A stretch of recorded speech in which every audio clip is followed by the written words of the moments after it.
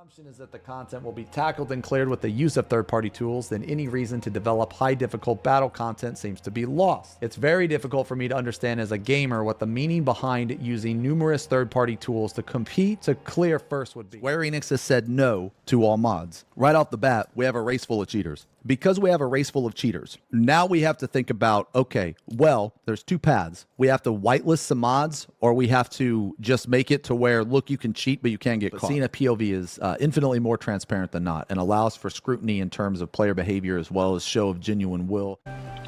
Hi, this is Neb. Today we're going to be talking about something hefty, cheating in Final Fantasy XIV. This conversation has been ongoing for years, and I'm here to stick a nail in the coffin, so to speak. I'm going to give you the information needed to not only finally understand the conversation in full context, but to apply that information in a way that makes sense. Yes, it's raining here, and it's important to note that ultimately, this hydra of a conversation will rear its head over and over until we're all old and gray, and that responsibility lies primarily on Square Enix, but secondarily on the awareness brought to the community by the community. That's you and me. Hi, Mom. Right, so let's get started. We're going to talk about a few concepts. I want to preface pretty hard here. The first one is fair play. The second one is moral relativism. And then finally, Piaget's theory of moral development, which, trust me, sounds like a lot, but it all pertains to 14, world racing, cheating, fairness, mods. We're going to talk about all of it in depth, so stick with me. Let's start first with Piaget's theory of moral development, which highlights to us the part that moral relativism plays when it comes to competition, sports, esports, and the idea of fair play. So Jean Piaget's theory of moral development basically explains how children develop a sense of morality, and that's tied directly to fairness through stages. So starting with a young child like age 1 to 7, they'll have a rigid adherence to rules imposed by authority, and then to a more flexible understanding based on mutual respect, equity, blah, blah, blah. And then moral relativism is the philosophical belief that moral judgments and ethical principles are not absolute, but are instead shaped by cultural, societal, historical, or personal contexts. What's right or wrong basically depends on what you're talking about and what's going on, rather than just black or white, right? So, yeah, great. Fair play is the adherence to a set of rules, ethical standards, and mutual respect in competition or interactions, ensuring that everybody has an equal opportunity to succeed based on their effort, skill, merit, etc. These are the things we're going to be covering. So let's start with the stage of autonomous morality that's known as moral relativism. So morality based on your own rules. Piaget argued that children recognize there is no absolute right or wrong once they hit like age 9 or 10, and that morality depends on intentions, not so much on the consequences. Children younger than 9 or 10 usually take, the moral realism road based on, well, if there's a consequence, then it's wrong, right? And that moral morality is just defined specifically by the consequences.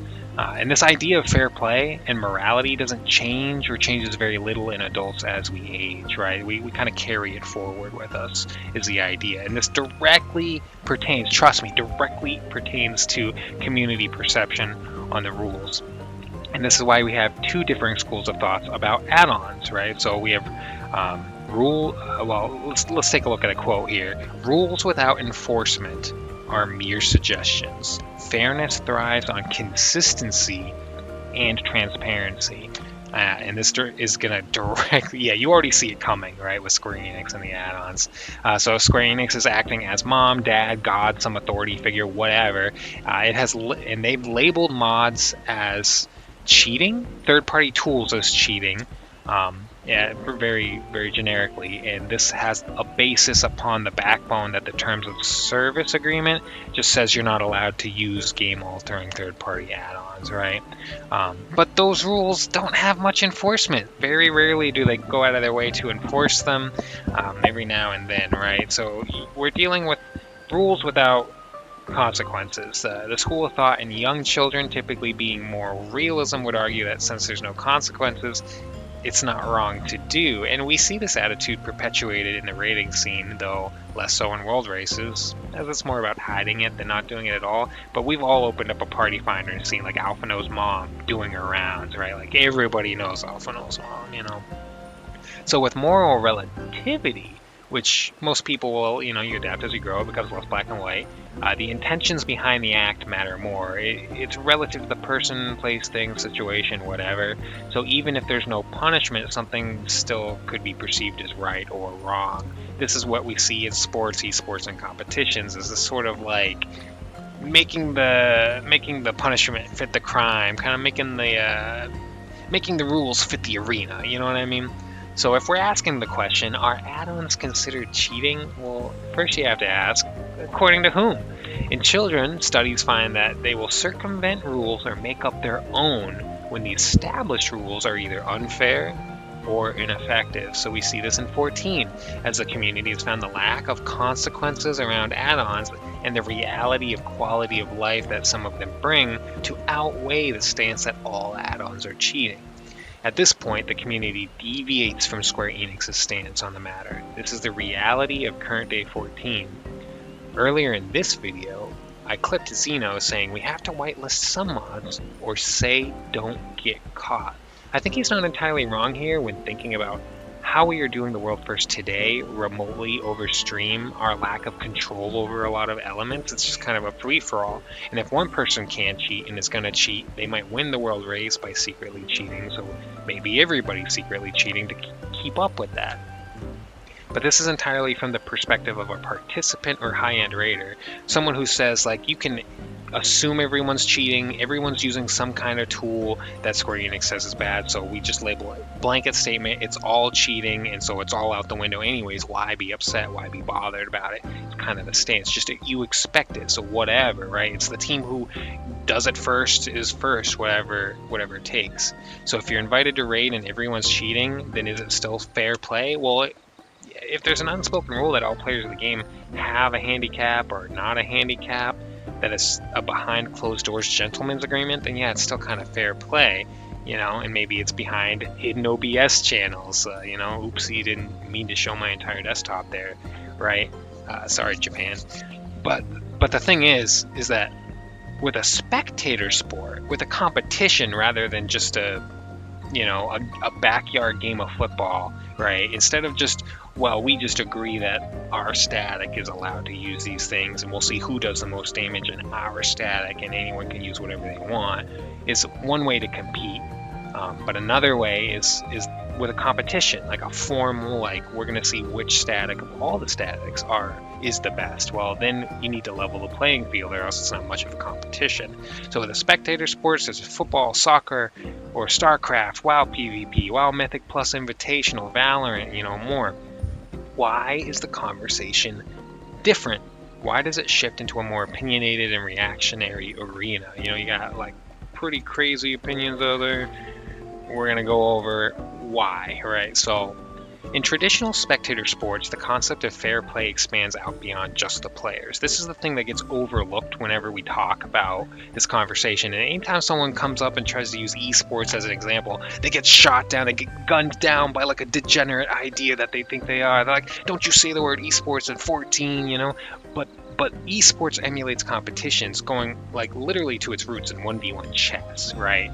And so kind of pulling forward with that, we have to keep in mind that when it comes to big games of football, big games of soccer, the viewers are what matter. The viewers make the event what it is. The viewers, the people who show up, right? And what are they looking for? This is why in many esports you'll see careful considerations of making sure something like League of Legends or Heroes of the Storm, rest in peace, ensuring that the version of the game professional competitors compete on is the same version that viewers at home are on, because, like monkeys, when we see good performance on the battlefield, we seek to emulate it, right? We see that as a level playing field, that there's no inherent advantage professionals have, that they got there through hard work and through fair play. This is specifically what creates the backbone to such an exciting competition, such as the world race for like an ultimate clear. And this takes place all over the world and all over video games. This is not a Final Fantasy XIV topic whatsoever. So check this out. Fair play is the heart of any competition.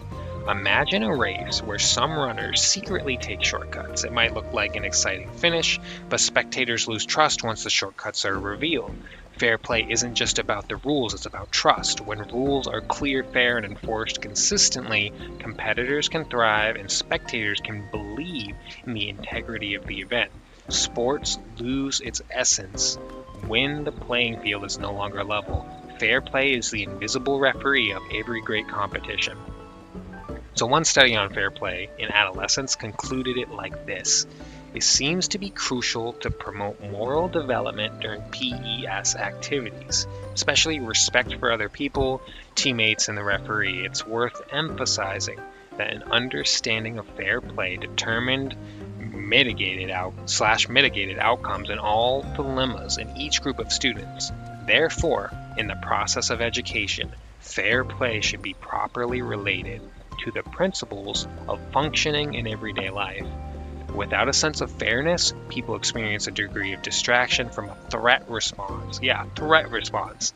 In response to that threat, players are tempted to cheat to make sure they're on top, and viewers are tempted to freak out, cry out, hate, shame the cheating players to the ends of the earth because they violated that moral compass that acts behind fair play. A quote here from an article analyzing psychological literature on fair play stated that learning how to play is paramount because it feeds into ethics and how we go about in the world. One interesting thing the author of the book that he was analyzing noted was that there's no real difference between a child's game and man's society except at the level of scale. And he goes on to say that he's right about this because our games get more and more complicated as we age, but the basics, the foundation, it's all there. So that brings, in my mind, it brings forth the old quote, like life imitates art, right? It looks like society imitates gaming in a sense. You know, you learn how to play the game. So where do we draw the line in 14? We've got this fair play, the principle of integrity, the viewers participating in the sport, and in that sort of social contract that they have with the best players that's unspoken. So from a Raiders perspective, I'm sorry to say, but your opinions don't really matter. Sorry, and I'm one of you guys, right? Like I'm opinionated and I've been raiding a long time. I played a lot of MMOs over my life. Like I get it, right? But us experienced PF warriors, like we got to step to the side and take a seat back on this one. In 14, it's about the casual players. It's about the spectators. It's about the people who do content at a lower level and look up and be like, maybe one day I'll do Savage. Or the person in Party Finder going like, this is my first Savage. Oh my goodness, right? It's about those people. It's about the integrity across the board. And we'll explain. So Square Enix has shown itself to be ineffective at managing this issue. So it's now the player base that is deciding what is accepted or what isn't. And if it's the general player base deciding what's accepted or what isn't, those top end raiders, like, sorry guys, you're too lost in the sauce. You're too worried about a parse, too worried about doing whatever it takes to be the best instead of doing what's accepted to be the best, so that you actually have somewhat of a fair comparison, right? So there are a brave, staunch few who still hold to the belief that Square Enix's word is law, but they're in the minority. Social norms have trended away from this, spoken or unspoken. So is ACT cheating? What about visual mods? Is it coming down to just assistant tools that become a shortcut to victory? To answer these questions, I took another quote that adapts principles of game theory. No, not the YouTube channel. Check this out. Cheating disrupts the Nash equilibrium of fair competition by introducing an unequal advantage, leading to disillusionment among both competitors and spectators. What does that mean? Disillusionment here comes in many forms. Believing you've won, even though it was achieved through cheating, or thinking that certain shortcuts to victory are merely tools available to everyone. This is the disillusionment that a history of cheating prejuxtapositions, setting the world first stage for contrast between fairness and like a deception, like a perceived deception. So that begs the question, right? If we're talking about both spectators and players are being disillusioned by the underlying like overt or covert cheating? Does that mean that data analysis is cheating? Does that mean having a ninth man is cheating? Is FFLog's data cheating? Let's break it down through the lens of community perception and viewer perception to highlight the contract of trust established between viewers and world first players. Wow, don't quote me on that one. So let's start with customization mods. These mods are largely considered benign. They have no impact on gameplay or competition.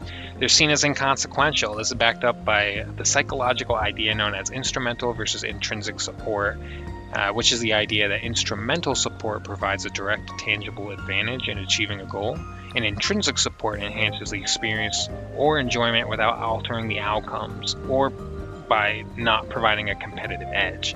So like aesthetic modifications or reducing a physical disadvantage to even the playing field would all fall under intrinsic support, which would be customization mods. Might be a little naive to say that these things are cheating in a competition because Square Enix says all third-party tools are banned, and no one critically thinks about this problem and decides the FUTA mods are the do or die on whether you're legit or not. Mods are still perceived as taboo, though, in some circles, so maybe if you had a FUTA mod in a world race, it'd be frowned upon, and people would start asking, like, well, what else do you have installed? So probably best to avoid it, but realistically, no one's calling FUTA cheating, alright? Nobody. Since these mods don't influence outcomes, they're intrinsic. So, largely speaking, no one cares. Latency tools like 14 Alexander and No Clippy, though. It's argued that using latency improving tools is not cheating because it is simply leveling the playing field around a physical constraint, latency due to distance. Latency improving tools are tracked on performance, so they actually do improve the DPS of players who use them, but only so much to the point that they're naturally close to the developer environment or live servers would be able to achieve. So the DPS increases from better performance of not clipping your abilities due to lag. In this way, a player in Arkansas and a player in California can compete in a way that simulates a live competitive environment. But you do want to know that sometimes these tools can be taken to the extreme. So with XIV Alexander, you might be able to pull off some triple weaving that's a little suspicious, where you could only normally double weave in that situation. So if used responsibly and correctly, the community doesn't have an issue with this usually. But if used irresponsibly, there seems to be a negative reaction towards it or some illegitimate weaving. Like imagine fitting 4 spells in between casts. It can't be done, but it can be done, if you know what I mean. So lack of information or education on what this tool can or can't do is partly to blame, and the accessibility to console players is also a concern with the community perception because console players can't use add-ons. So the theory behind this is social exchange theory, where fairness is about equity rather than identical circumstances. Resolving networking issues in this tool is seen generally as fair as long as the players impacted have equal access. The equal access does fall apart for console players, but console players are unfortunately like second-rate citizens anyways. And that's not our fault, really. It's just capabilities of Square Enix on the PlayStation platform. You know, like, we're glad you're here, console players. We're sorry that you have to deal with stuff. That's kind of how it goes, right? So social exchange theory, though, more broadly defined, is a psychological and sociological concept that suggests human interactions are based on reciprocal exchanges of value, so that it's including fairness and trust. And an example of that might be like the dividing wall between a breach of fairness balance and a restoration of that balance for situations that maybe unintentionally or uncontrollably create a disadvantage like lag. So this is still considered cheating to some, with still talking about No Clippy and XIV Alexander here. There is a purist belief that alteration in this way is unnatural. The argument between the two sides solely exists on the basis that unfair advantages that happen to natural circumstance are acceptable and should be unaltered. It's just like if someone was born taller than another player in basketball. But it goes both ways because latency isn't really a birth thing, right? And it's also predominantly not available to console players. Usually people are okay with it, but some people who maybe don't understand it that well, or people who know how to abuse it, both sides are going to say, you can't have that installed. It's probably being used illegally. So it just depends. Let's move on to something everybody knows about, analytics tools like FFLogs. FFLogs compiles data already in the game in a consumable way, removing, I guess, maybe what you would call the skill or commitment that it would otherwise take to figure out this information and making it readily available for players. These tools don't directly impact outcomes during competition, but rather speed up the process of self-improvement, right? Looking at FFLogs as a self-improvement tool, so much like watching a YouTube guide or emulating some other player might do, since raid fights come and go relatively quickly compared to like a game of basketball where nothing ever changes. This is the way to expedite the process of self-improvement in an all-new playing arena. Because of this, FFLogs data is usually considered not cheating. It's seen as an analytical tool that doesn't help you resolve mechanics easier, merely assists in you making decisions about how best to use your abilities and when. It does not assist you in being able to use those abilities while resolving mechanics. It does not outright just give you answers. It is information about what is happening. The player has to use it to come to conclusions on what to do differently. So for this reason, it's usually seen as not cheating by the community. Now we get into the big one. Automation tools like Splatoon, like AutoMarker, Pixel Perfect even, which isn't really an automation tool, but it is like a visual indicator. Yeah, it's kind of automated, right? So these directly impact performance and outcomes, bypassing skill requirements, disrupting the competitive integrity of the game. This aligns with the psychological idea of cheating as a violation of the social contract, undermining the effort-based meritocracy that competition is built on. And I did not know the word meritocracy before this video, but it was just too good not to include at some point. But cheating as a violation of the social contract is defined as a social contract that refers to the implicit agreement among participants to abide by the rules in spirit of any given activity. So in this case, like the viewers, the at-home raiders, and the world first teams all have like this sort of ecosystem between them, this unspoken contract or agreement, and cheating undermines the agreement and erodes the trust and fairness between the viewers and the players. So finally, having a ninth man on a raid team to help solve mechanics or give advice is generally not considered cheating because that player isn't playing the game. They're like a coach in a sports games. They help come up with strategies, they watch the players, they help them come to decisions. Generally speaking, this is not seen as cheating. The reason the community has deviated with these definitions of cheating versus the developer's definition of cheating is down to two main things. One, inconsistent rule enforcement from Squeenix has bred an environment of unfair and uneven dishing out of punishments, so players have developed their own standards. Simple as that. Player rationalization is the second thing here, and this kind of falls in line with behavioral ethics, which shows that people justify breaking rules if they feel the rules are too rigid or disconnected from the reality of the game. So a brief example is, imagine they banned XIV Alexander under the assumption that it was being fairly used by players with bad latency to fix their DPS issues because latency was costing them things like dropping Enochian all the time. That would feel unfair that like Blackmage players with bad latency just can't play the job anymore. Same with like Machinist is a high latency, or maybe even Ninja, right? Just feeling like you can't play those jobs because of latency when this tool fixes that so you can, it would just feel unjust, right? So that would be an example.